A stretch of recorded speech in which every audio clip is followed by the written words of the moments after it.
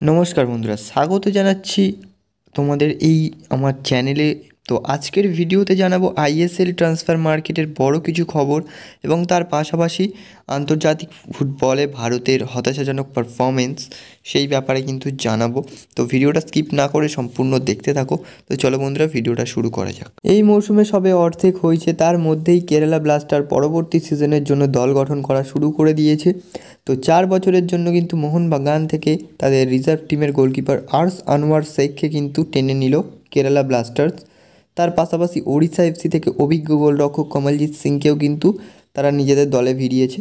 তো আর্স আনোয়ারকে কিন্তু 4 বছরের চুক্তিতে দলে নিয়েছে। এবং উল্টো দিকে কিন্তু ওড়িশা এফসি কমলজিৎ চলে গেছে কেরালাতে, সেই শূন্যস্থানটা পূরণ করবার জন্য কিন্তু দলে নিয়েছে শিলং লাজংয়ের উদীয়মান তারকা মানুষ দুবেকে।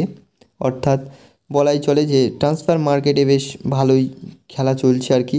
তো আজকের কিন্তু ডেডলাইন ডে, তো ফলে দলগুলোর শক্তি ভারসাম্য কিছুটা হলেও রক্ষিত হলো।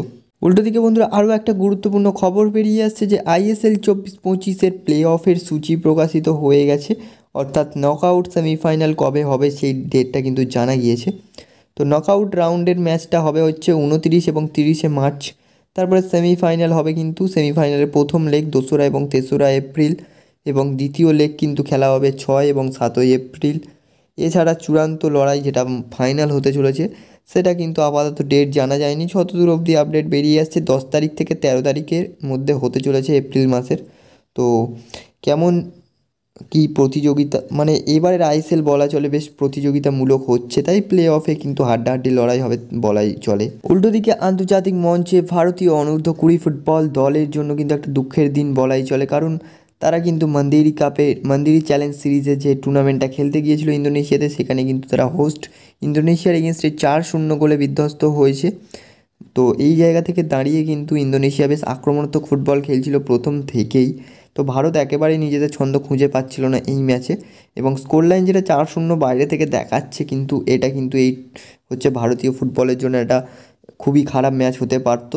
শুধু ভারতের গোলরক্ষক কিন্তু বারংবার সেভ করে, কিন্তু মানে বলগুলোকে সেভ করে আর কি ইন্ডিয়াকে বাঁচিয়েছে লজ্জাজনক হারের মুখ থেকে, নয়তো এটা কিন্তু একটা হিউজ গোল হতে পারতো।